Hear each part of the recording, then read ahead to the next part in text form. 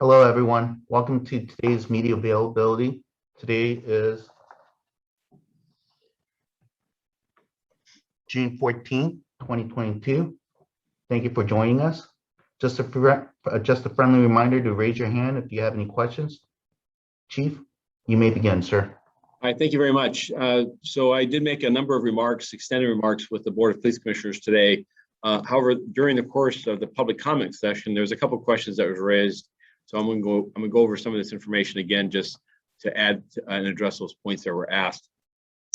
The last report I had given the Board of Police Commissioners on COVID was some 3 weeks ago. So in updating the numbers, there was a substantial increase in the overall number of new COVID cases, but a portion of that has been as a direct attribute of the 3 weeks since we last reported.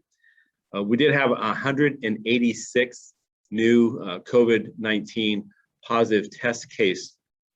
In that portion, a question was raised, how many of those personnel were previously vaccinated? And while that remark was left out of my comments to the public comment, I'll address it here. And the number is 116 of these individuals were previously vaccinated. That's 62% of those new COVID cases.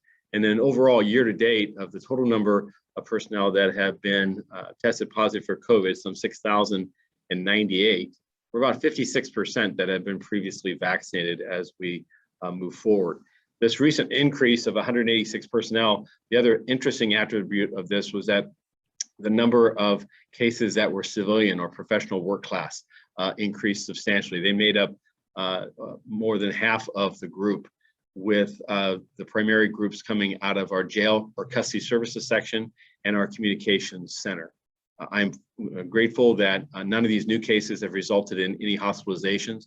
We do have one long-term or long-haul COVID case of an individual who's recovering, and I'm grateful that it appears that he's actually going to be released from hospital coming up this next week. That leaves us with 202 personnel that are at home recovering from COVID.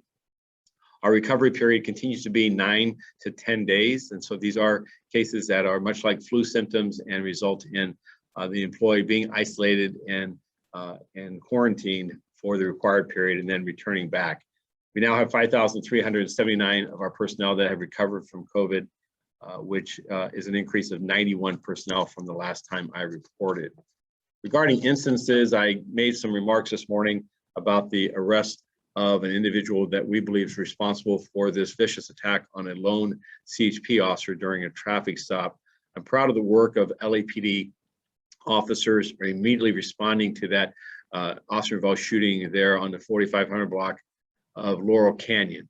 In that instance where this lone officer was viciously attacked by this lone motorist and shot repeatedly and lay near his black and white while the suspect fled, uniformed officers from North Hollywood and other parts of the San Fernando Valley responded and rendered aid to him immediately and resulted in him being transported to a hospital where I'm grateful to say that he's recovering and is stabilized from initial reports which were very grave. Our follow-up actions working with the CHP immediately in a joint effort to identify and apprehend the suspect responsible did ultimately result in his arrest this morning by a joint effort of the Los Angeles Police Department, Gang Narcotics Detail, their Bloodhound resources, as well as the U.S. Marshals Service. So I think that this event tragically shows the prevalence of guns and the willingness of individuals used against police officers, but also the collective will and abilities of law enforcement working with our community to identify those responsible and bring them before the criminal justice system. I mentioned also that our success this last week of the Summit of the Americas, I felt was appropriate to draw attention to. Our men and women in a fully mobilized workforce, something that has not happened in 2 years, came to work each day and staffed thousands of positions over a multi-day event involving dignitaries from 34 different countries across the Americas. And the events went off with rare exception of any type of anomaly or instance of any type of problem.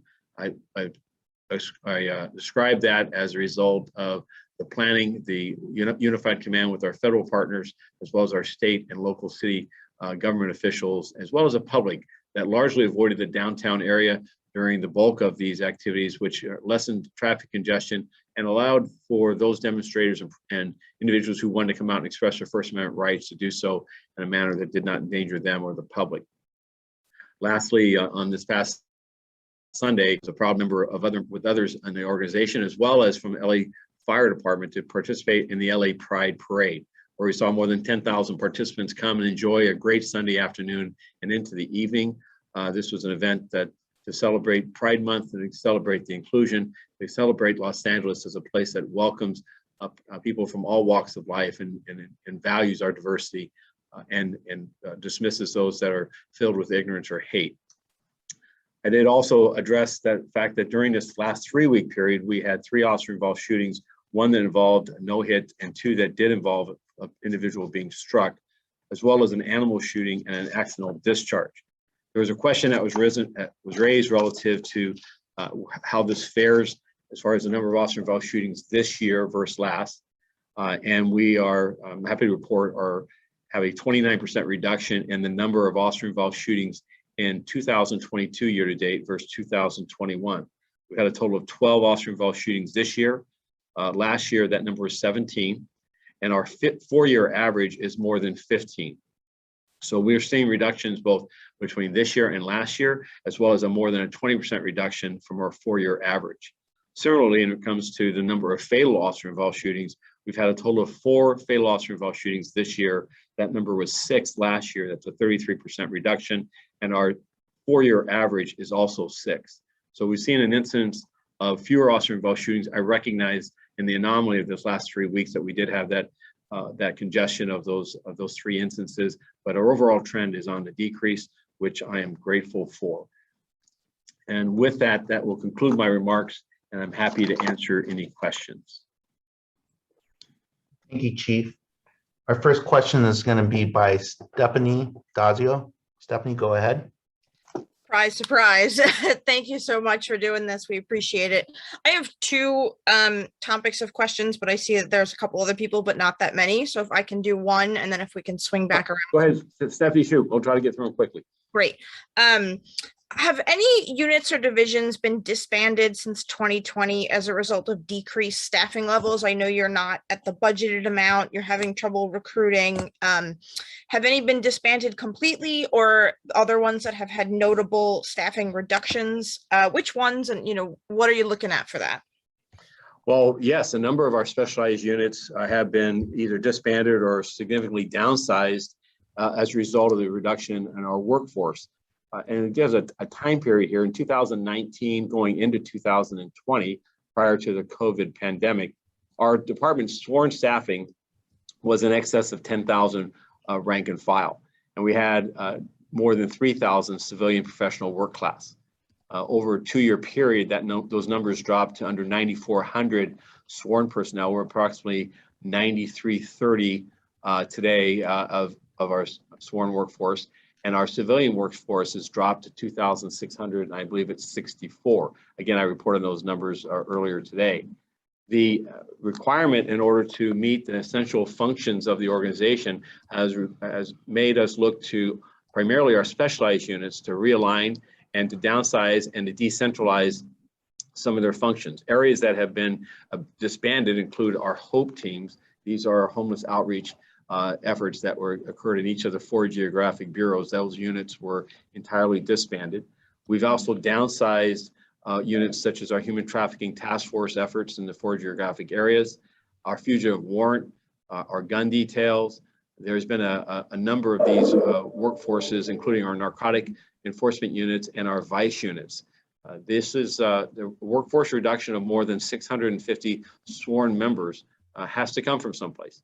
And these have been necessary reductions. I am grateful that as we recover from the pandemic and the city's revenue sources have now come back in a much stronger manner, that this last fiscal year, the year that ends in June of 2022, that we will have hired 576 police officers, recruits, going through our academy. That is the highest number of recruit officers that we've hired in more than 12 years, and has allowed us to stop, if you will, the retraction or the attrition of our personnel. Our effort this year, however, was to hire 740, which would have allowed us to move from our current staffing back up to approximately 9,700 personnel. I'm grateful for a recently passed budget by the City Council, approved and adopted by the mayor, that has the ambition of us hiring 780 police officers through a series of every 4 weeks, a class size of 60 new recruits that will allow us to, again, begin to restore some of the critical positions that we have had to mothball or downsize or eliminate because of the size of our workforce reduction. How do you choose those units those teams to disband those task forces? I mean, the HOPE teams and the Human Trafficking Task Force are two major priorities of the LAPD. Why those and not others? The primary focus of some of this, such as the Human Trafficking Task Force, we've augmented on an overtime basis rather than a full-time assigned resource. But in eliminating some of these positions, the prioritization was on violent crime, was solving on our violent crime, particularly the increase we saw in homicides as well as shooting violence. Our clearance rate in 2020 for homicides dropped to 55%. In the previous year, that number was in excess of 75%. So it required us to realign critical resources into our homicide details, into our violent crime detective resources, so that we could follow up, identify, and bring before the criminal justice system people responsible for this serious gun violence. And it's really Maslow's theory here. We have to find the less or least essential functions, sacrifice or downsize those as an effort to bolster those areas that are under the greatest level of demands and scrutiny. We've also seen a requirement that we continue to staff our patrol units so that there's sufficient resources to respond to emergency calls. And while I'm happy to report that emergency calls for service have remained well under the 7-minute goal of the department and the city, that we have seen our routine and urgent calls and those call response times increase significantly. So it's a balancing act. We look at our deployment every day. We look at it 3 times a day, actually, to see where are resources, where are they deployed, how are they being used, and how are we prioritizing so we address the most serious crimes, that being crimes of violence first. Now, finally, I recognize that over the last 2-year period with these significant reductions, that we cannot become a fire department. And I don't say that in any criticism of my brothers and sisters in the fire service, but we cannot simply become a workforce that responds to calls for crimes after they occur, which is why we've stayed heavily invested in our Community Safety Partnership Bureau. In those 10 sites that involve specialized, highly trained officers that remain committed to those neighborhoods for 5 years at a time, we've seen the benefit of reduced violent crime, reduction in the number of violent crime arrests, as well as an improvement in overall community safety.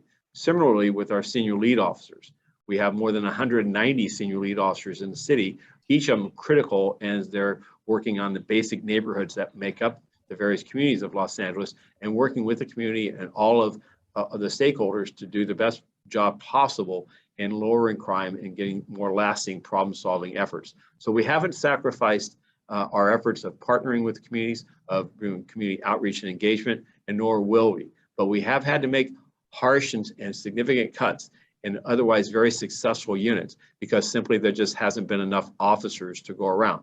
Again, I believe we're through the worst part of this pandemic and also the cutbacks that we've experienced. And I'm hopeful as we move forward, including this budget year, which adds and restores some additional resources in our SMART teams, as well as in our capability of training our personnel through dedicated, ongoing, and persistent training, that we're going to see an improved workforce, a better staffed and trained workforce, and from that will be, in my view, the benefit and the dividend of a safer community. Do you imagine that the whole teams will come back, or are those eliminated for the foreseeable future? And why those? Obviously, outreach to the homeless population was also a big priority for your administration. So the HOPE teams are, I would hope, pardon the pun, are not gone forever. They were very effective. They were and remain an effective bridge. We have a HOPE team that still works on our MTA bus and rail lines, and they form an effective bridge of communications between persons experiencing homelessness and service providers, as well as the necessary safety element for everyone involved. And I would have a great ambition to restore those in the 4 geographic bureaus. But I also believe that the last 2 years have offered the city an opportunity to reimagine public safety, where matters that Hope Team previously were engaged in could be done and could be done as effectively, if not more, by alternate service providers. And the city has invested in pilot programs of those alternate service providers. And one of the attributes of that could be influenced by the fact that we're no longer in that space, which creates a necessity that other people step up. Ultimately, the Los Angeles Police Department needs to have a balance of personnel that are actively engaged in our communities in outreach and communication and building partnerships, also effective in its enforcement and its pursuit of identifying people involved in crime and bringing before the criminal justice system. And that complexity of what it means to have, as the second largest city in America, an effective 21st century police force is what we strive to achieve every day. I believe that our strategic plan, which is available at LAPD Online, can articulate the strategies and tactics as we move forward to achieve just that. Gotcha. I'll let the next person go. Thank you, Chief. John Kane, did you have a question?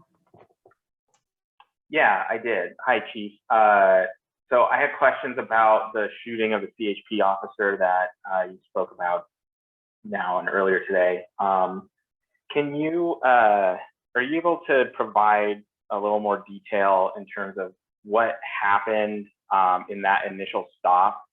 You described, I think earlier, what happened is kind of an altercation between the suspect and the officer, but what was the what actually, occurred? Like, did the suspect get out of his car and approach the officer? Was there like a physical confrontation before shots were fired?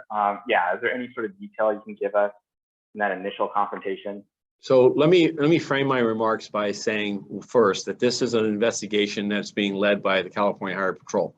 And so I don't want to step in front of their work and their descriptions and their providing members of the media and the public with an accurate account of what transpired. I did respond last night, given the severity of the injury and just the significance of a police officer from any agency being shot here in the city of Los Angeles. And in the initial review of the circumstances, as was known last night, and including some closed circuit television snippet that I witnessed or observed, it appeared to me that a lone officer conducted a vehicle stop, which we CHP and LAPD do thousands of times a day, and that the officer approached the motorist who was a driver of this vehicle and engaged in a conversation with the motorist inside the vehicle while the driver stood outside. It appeared that at some point, it appeared that the driver eventually got out of the car and that a physical altercation ensued. The two of them struggled and fought. And during the course of that the motorist produced a handgun and shot multiple times this officer in significant injuries, life-threatening injuries. And then that motorist then re-entered his car and fled the scene, leaving this officer behind. Officers from LAPD as well as CHP responded with the help and the alert of a community member that summoned us that an officer had been shot and was laying there as a victim of this vicious assault. At this point, I'd like to limit my remarks to that description, again, out of respect to the California Highway Patrol, which is charged with a criminal investigation, the pursuit of a prosecution of attempt murder against this individual, against that officer. And I have every confidence that they have, and we're providing them every resource that they might benefit from to pursue this case in its full prosecution. Thank you, Chief. Yeah, that was helpful. I had a quick follow-up question, and understanding that this is CHP's investigation, but if you're able to, can you say, do you know why U.S. Marshals were involved in the search for the suspect? That's just, obviously searches like this happen, and usually U.S. Marshals don't get involved. So Okay. There's that question, and then anything you, I guess, know about the suspect's history. We have family saying that he was a member of the military, that he served in the Marines. Is there anything you can say about those two things? So I can't comment on the suspect's criminal history or his background. At least I won't at this point. I think that is more appropriate for the California Highway Patrol and for the District Attorney's Office as this case has presented to them for prosecution. But what I will say is that the presence of the U.S. Marshal Service, I'm grateful for. When a police officer in our society is shot or an attempt murder occurs like this, it tears at the very fabric of our safety, of our society, of our existence. And I believe that every member of society then has to weigh in to identify and bring to justice a person who's responsible for that.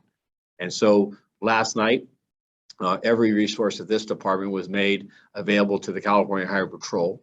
And we worked through the night in the pursuit of identifying the person responsible and bringing him to justice. That culminated with the discovery and capture of this individual as a result of a bloodhound search from members of this organization as they supported the U.S. Marshal Service, which were willing partners and, again, part of all of law enforcement's work. Last night, I had communications with Sheriff Villanueva. I had communications with the FBI director, Christy Johnson, because we're all in this together, and we want to make sure that our collective efforts were unified in any areas of expertise or specialization or resources were not left untapped. Okay, thank you. Okay, Chief. I don't see any other hands. Does I'll anybody? take another one if nobody else wants to. Okay, Stephanie, go ahead. Chief Moore knows I'm always good for another question. Have you heard of any reports of LAPD officers playing copyrighted music when they're being filmed on the streets? That's been happening, over the past year plus in Santa Ana and other places across the country, so that the video is taken down by YouTube or Instagram. Wondering if the LAPD has had any instances of that, and if you put out any directives addressing it, and what are your thoughts on it in general? Yeah. So I'm aware of the tactic that's been employed by some law enforcement agencies or individuals within those agencies. As a matter of practice, this is not something that this department would sanction. The filming of police officers in our work in a public setting is a right that exists, and that we, in our instructions and expectations of our personnel, is that they will honor, whether it's a member of the media or just a private community member that is in a public place that is not interfering with an officer or his or her investigation. It's not involving themselves in that investigation, but is simply from a passive role using cell phones or some other recording device to record the circumstances. It is my expectation that those officers will leave that individual alone and will not interfere with that. Just this weekend at the LA Pride Parade, there was an individual there that has some grievances involving my actions as well as members of the organization, and did an extensive amount of filming. And that was a process. I acknowledged it. I recognized it was occurring, and I didn't take any action to interfere with that. And that's the behavior I expect my personnel to be involved in. And that includes playing of any type of copyright music or any other type of strategy that would interfere with a person's ability to otherwise record the actions of the officers and what is transpiring there in a public place. So you have not heard of any reports of your officers doing this? Nothing comes to mind at this moment. Again, I'm not aware that it's happened. I have seen published accounts from other agencies, and if it were to occur here, it would be wrong for an officer to purposely play copyrighted music or do any type of communication that is meant to interfere with an individual who rightfully is in a public place and whose actions of filming or passively filming or recording the actions of the officers are not interfering with that officer's investigation. I am aware that there are times in which people want to film or record an incident in which they involve themselves. They actually approach the officers as who may be struggling or attempting to take a person into custody, and they feel that they have the right and the privilege to stand immediately next to that officer and do their recording. That is not what the state of the law is, nor is it, and their actions are not allowed or provided for by law if they're interfering with the officer's actions. But simply being a safe distance, a reasonable distance away, and actively filming an officer or recording his or her actions is something that our training and our expectations and our standards of conduct will hold people accountable to allow that to take place. That's all. Thank you, Chief. Thank you all, guys. I appreciate the opportunity today. All right, thank you, Chief. Do you have any final thoughts? Nope, I appreciate the opportunity to respond to everyone today. God bless. All right, sir. Thank you. Thank you for joining us. Have a great day.